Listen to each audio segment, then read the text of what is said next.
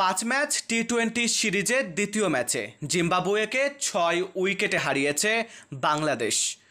রোববার 5 মে চট্টগ্রামের জহুর আহমেদ চৌধুরী স্টেডিয়ামে টস জিতে জিম্বাবুয়েকে ব্যাটিংয়ে পাঠায় বাংলাদেশ দলের অধিনায়ক নাজমুল হোসেন শান্ত।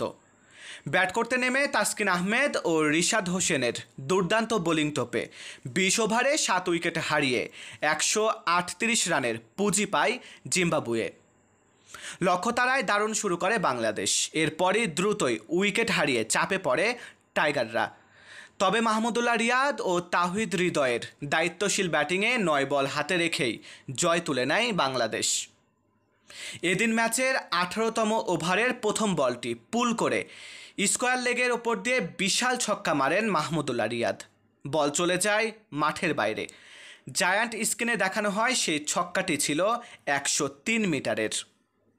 পরবর্তীতে নতুন করে বল আনতে হয় আম্পায়ারদের। একই ওভারের পঞ্চম বলে ফাইন লেগের ওপর দিয়ে বিশাল ছক্কা মারেন হৃদয়ও, সেটি ছিল 99 মিটারের। এই জয়ের ফলে 5 ম্যাচ সিরিজে 2-0 এগিয়ে গেল বাংলাদেশ। মারুফ হাসান বিশাল, বাংলার 10।